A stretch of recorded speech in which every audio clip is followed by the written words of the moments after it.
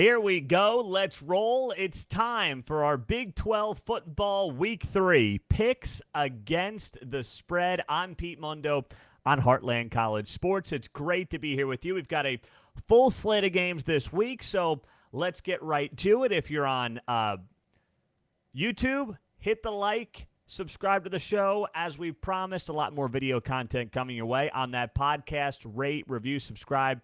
The koozies are also being shipped out, if you're a podcast listener, by leaving a rating and review and sending me a screenshot of that rating and review to Pete Mundo, M-U-N-D-O, at heartlandcollegesports.com. So we are going to take these games in order as I get you my Big 12 football picks against the spread for Week 3. And let me note, in Week 1, the picks went 7-2-1. In Week 2, the picks went 5-3 against the spread. So on the season, the picks are 12, 5, and 1. I'd say that's a pretty darn good start. So let's get right to it. Let's start off with Oklahoma taking on Nebraska on the road. And I would feel a lot better about this game, a lot better, if Scott Frost had not gotten fired. But anytime you find yourself in this unique situation where you've got a guy like Mickey Joseph in the interim role, he wants to prove himself. He wants this job. And Nebraska does have talent. They're not a bad football team. Oklahoma's looked, I don't want to say shaky at times, but I don't know what Oklahoma is based off their first two games. I don't know how you can say you feel great about what Oklahoma is after their first two games. I don't know enough about OU. And I do know this, going on the road after a head coach gets fired in that environment is a difficult thing to do with a quarterback who hasn't been in an environment like that in Dylan Gabriel. He hasn't. I think you're going to see a real pep in the step of the Nebraska players, and I am taking Nebraska to cover the 11.5-point spread at home against Oklahoma this weekend. And I'm rolling with the Huskers in that game to cover the 11.5. It's going to surprise some people. It'll come down late. Oklahoma, I believe, is going to win the game. But give me Nebraska plus 11.5 points in this one on Saturday. Now let's get to Baylor and Texas State. Baylor comes home after the BYU loss. And, it's a long road trip back after a tough loss. Texas State's not a great team by any stretch of the imagination in the Sun Belt. It's just not. Jake Spavital is their head coach. You may remember him, his Big 12 days. And he's putting together a program. He's building that thing. The offense especially has some legs to it, has some juice to it. It's a monster number. It's a huge number at 30.5 points. Baylor's favored by. I know it's at home, but think about this. Baylor's got Iowa State and Ames next week. You think Baylor's going to empty the tank for Texas State? I see Texas State covering the spread at 30.5 points. So give me Texas State plus 30.5 on the road against Baylor this weekend. Iowa State takes on Ohio. Iowa State comes home after the Cy-Hawk game. Ohio got its head beaten in by Penn State on the road, 46-10. So this is tough for Ohio. The Bobcats play Penn State and Iowa State back-to-back weeks on the road. That is difficult to do. Iowa State's feeling good about itself. It's got that mojo going.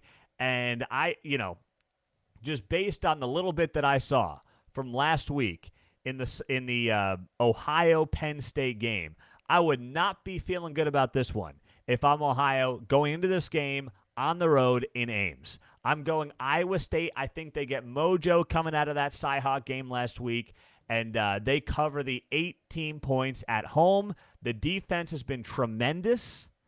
Think about it. Iowa, they only scored last week when they got the ball at the 25-yard line of Iowa State. So think about that and put that into perspective. Defense has been great for the Cyclones, and they are going to wear down on the other side the Ohio defense very quickly because their offense is not going to be able to stay on the field. So I see Iowa State covering the 18 points against Ohio. Meantime, K-State, Tulane. Oh, gosh, I don't like this spread. It's just on the number of where I think it would be. and I look at it, K-State's favored by 14 points. K-State is taking on Oklahoma, of course, next week. They smacked around Mizzou last week. They've got Oklahoma next week. This feels like the perfect game where they win, but it's maybe by 10 to 13 points. You had the big old rivalry matchup last week. You smoked those clownish Mizzou Tigers. You've got Oklahoma on the road next week in prime time on Fox. This feels, it's not a trap game because it's still Tulane, but this feels like a game where Tulane, for whatever reason, can cover this spread by 10 to 13 points. It's not like I love Tulane at all. That's not the case. But I will say this, and I know it's been against bad competition, but Tulane, to its credit, so far this season, is 2-0. And they've won those games 42-10 over UMass and 52-0 over Alcorn State. So I'm not sitting here predicting them beating Kansas State, but, they've done what they had to do against lesser competition. This is their big game in the early season. So they're going to be juiced up for this. K-State's trying to just get out of this thing with a win. The weakness for Tulane is in the secondary.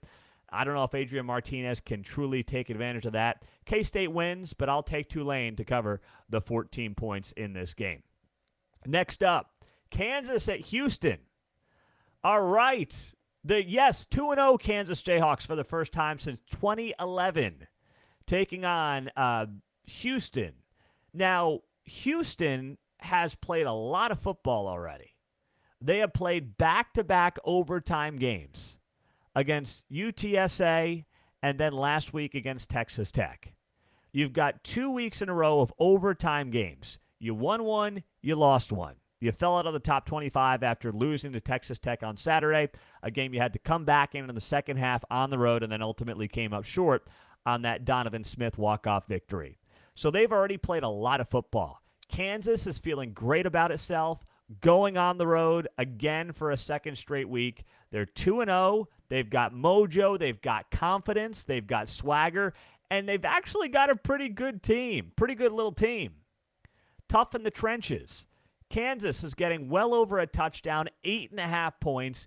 Give me Kansas to cover the 8.5 points. Houston has looked hit or miss in the early going. They should have, based on the talent they have, Houston has been favored by a pretty good margin in both of their games, and they just have not lived up to their expectations thus far. So, with that being said, I'm taking Kansas plus 8.5 on the road at Houston in this one. They are feeling good about themselves. Next up, let's go to Texas Tech at NC State. Tech is nearly a 10-point underdog. Now, here's a big part of what this comes down to for me. First off, you saw the win last week. That was an emotional win at home against a future Big 12, who I think is going to be a future Big 12 rival.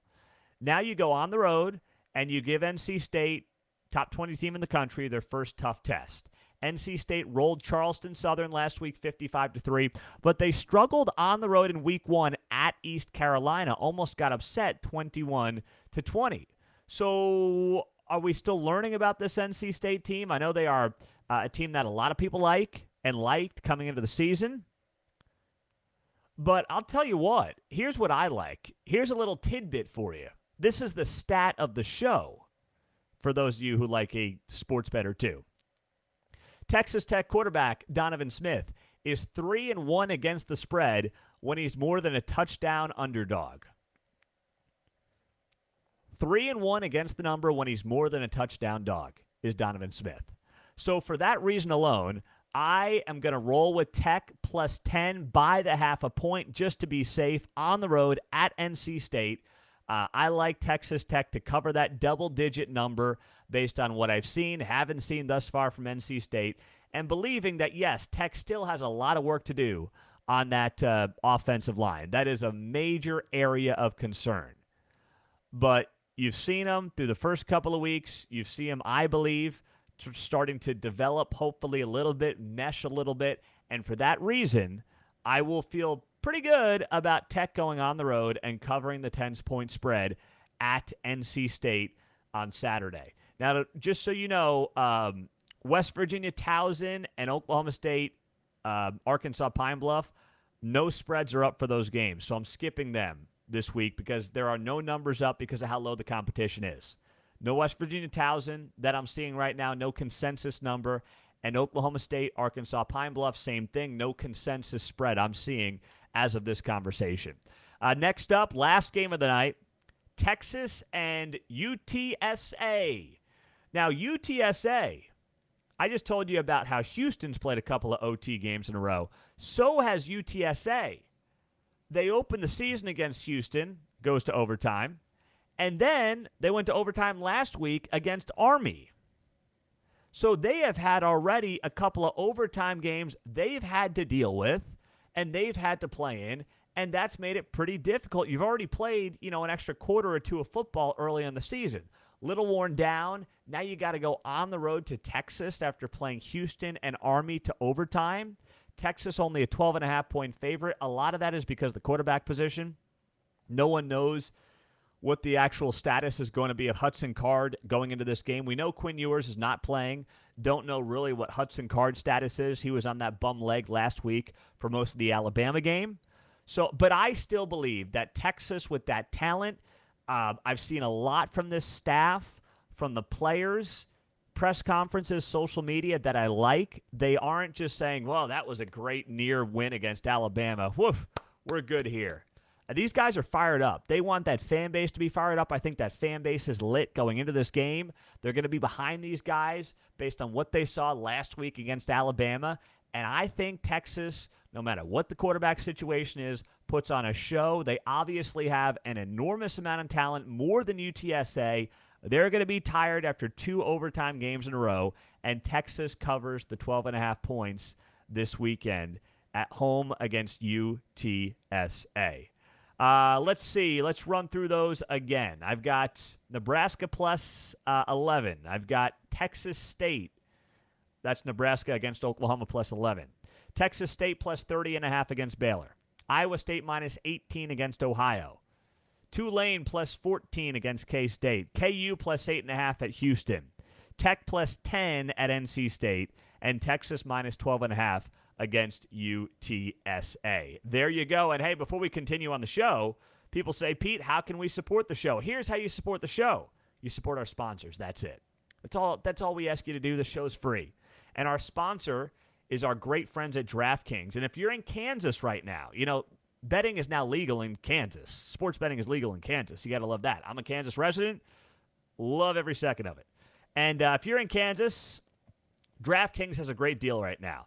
New Kansas customers can't miss deal. Bet $5 on anything and get $200 in free bets instantly. That is as good of a deal as you can ask for. All you got to do is download the DraftKings Sportsbook app now. Use our promo code HCS.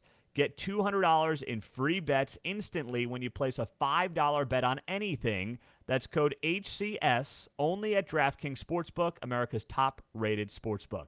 Gambling problem? Well, getting help's your best bet. Call 800-522-4700. 21 plus, physically present in Kansas. Eligibility restrictions apply. Bonus issued as free bets. One early win token issued at opt-in. Moneyline bets only. Deposit and wagering restrictions apply. Eligibility and terms at DraftKings.com/Kansas on behalf of Boot Hill Resort and Casino. Let's see what's up on Facebook Live. John writes, Nebraska's going to pull off the upset. It's not crazy, John. That is not crazy at all. Elijah, if Kansas wins the game, it will be huge for the program. Yeah, if Kansas goes to 3-0 and beats Houston, Mass Street, which is where they, their main drag in Lawrence, where they celebrate, a lot of their big wins. It's going to look like it did in April for the national championship if this team gets to 3-0. Also, we got this. UTSA gets the upset by a touchdown at Texas. No. I know it's trendy to pick, what would you call it, I guess, a letdown game for Texas. I don't see it happening. I just don't. Pete, any chance Kansas State and Texas Tech get ranked going into the next AP poll if they win their next game? Not impossible. I'd have to see how many votes they got, and obviously it would also depend on who lost last week. So but that's absolutely worth looking at. I would say more likely with Kansas State, but Texas Tech too. Let me see here. All right, so I'm looking at the AP poll, and K-State was the fourth team out receiving votes. Oregon was ranked 25th with 89 votes. Kansas State had 77 votes. Texas Tech was down at 17 votes. But you know what? If you beat the number 16 team in the country this week, you got some juice. I could see Tech climbing into the top 25 with a win, but you probably also need a couple other things to happen maybe to make sure you slip in. But if they don't get in, they'll be just on the outside looking in. It's conceivable. There is a scenario where right now, if you look at the Big 12, OU's number 6, Oklahoma State's number 8. Baylor's number 17, Texas is number 21. It's conceivable that 6 of 12 Big 12 teams are ranked come next week. K-State gets a huge win at Tulane. Texas Tech beats NC State. A couple other teams lose in the top 25. You could have 6 of 10 teams in the Big 12 ranked next week. That's not impossible or unreasonable by any stretch of the imagination. So that's a very good question and an interesting point here. It could be a heck of a week for the Big 12 moving forward if that does happen, going into more conference play next week when you've got OU and K-State, prime time in Norman on Fox. That is going to be a heck of a matchup, assuming both teams win this weekend, which I believe they will. I just don't think either team is ultimately going to cover the spread in the game. So that's where we're at here going into week 3 of the Big 12 football season. Questions, comments, appreciate you guys joining us. Facebook Live, YouTube, the podcast. Boy, there is so much happening right now, and I love every single second of it. All the previews, predictions are up on the site right now for this weekend's game. So whichever team you're a fan of, go find those. And let me quickly mention this as well. In case you don't know, we have launched team-by-team podcasts under the Heartland College Sports Podcast Network. We don't have every team filled yet, but we do have Kansas. We do have Oklahoma and Oklahoma State. It's called our Bedlam podcast. We've got Texas Tech. We've got Texas. So we're working through all the teams as best we can, but just know that. So if you're a Kansas fan, an Oklahoma or an Oklahoma State fan, search our Bedlam podcast. Our Jayhawker Talker is the Kansas podcast. We've got the Texas Tech edition of the Heartland College Sports Podcast. The Texas edition is called the Bevo Broadcast.